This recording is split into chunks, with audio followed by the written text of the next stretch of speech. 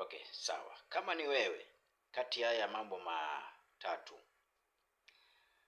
kijana ambaye anayejitafuta amekuja kuuliza ushauri, unaweza ukamshauri kipi akifanye kati ya haya matatu? Moja,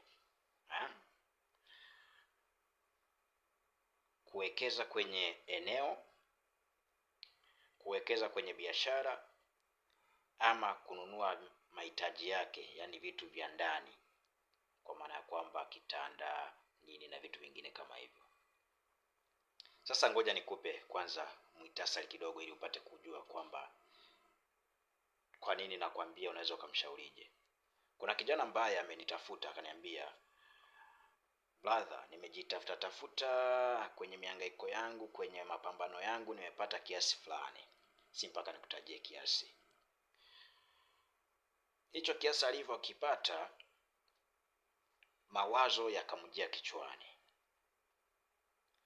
kwamba hii hela nifanyie nini, jinsi ambavyo nimeisotea kuipata, nifanye kipi? Akiangalia chumba chake ambacho amepanga, bado analala kwenye kile kigodoro cha chini, ana kitanda. Sijui unanielewa? Ana sofa wala ana TV wala bufa hizo ambavyo vijana wanapenda kuuliza mziki. Boom boom boom boom. Ili wapate burudani. Bado hajajipata katika hivyo. Lakini kiasi ambacho amekipata ana uwezo wa kununua hivyo vyote, na pengine akapata hata hela ya kula kwa wiki moja ikaisha. Lakini yule ambaye ameipata anaweza kununua kiwanja pembezoni mwa mji, ambako mji unakuwa ama mji ambao unatanuka kuelekea huko. Japo bado hivyo viwanja vinakuwa bado havijapimwa, lakini mji unakuwa kwenda huko, na anaweza akapata kiwanja maeneo hayo. Lakini pia hiyo hela ambayo ameipata anaweza kuanzisha kiduka chochote tu, hata kama ni cha rejareja hivi rento. Kakianzisha na akajitafuta. Japo kodi nazo ni nyingi na mambo kama hayo ni mengi sana kwenye uwekezaji kwenye viduka. Unaweza kaona wafanyia wao.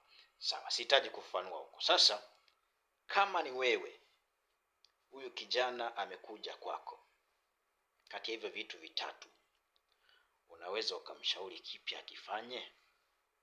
Kwa sababu kuna mwingine nilipokuwa ninazungumza naye akaniambia, unajua kijana akinunua vitu vya ndani, kwanza akienda na madem zake, sijui wanaita madem, sijui na maswaiba zake sijui na nini, wanampigia saluti. Sasa nikaangalia kwa akili yangu ya kawaida, nikasema okay, hili ni wazo ambalo limetolewa na kijana, na nikapima uwezo wa kijana kufikiri, nikaona sawa, wazo la mtu alipingwi. Mwingine akasema sasa huyo kijana anaweza akaenda kuwekeza huko kwenye viwanja ambavyo havijapimwa, mwisho wa siku anakuta hilo eneo ni la wazi ama ni mapitio ya barabara. Huoni kama ni hasara na yenyewe? Na mwenyewe nikamweka, nikachuja, nikaona sawa, mawazo ya mtu hayapingwi. Mwingine akaja kwenye hiyo biashara kwamba unajua biashara siku hizi ukishafungua tu frame, kodi zinakuangalia, haijalishi una mtaji wa kiasi gani. Na yeye nikamchuja, nikaona ni sehemu ya mawazo yake. Sasa na wala kwangu wazo ninalo, japo sijamwambia, na ninalo ambalo naweza kumwambia. Lakini sasa natamani na hata wewe pia nipate mawazo yako kutokea kwako, nichanganye kati ya yote ya kwangu na hao ambao pengine nimepata nafasi ya kuzungumza nao. Alafu baada ya hapo nikija kumpa ile package ambayo imekamilika, huyu kijana akienda kutumia akili zake akashindwa, asilaumu mtu yoyote.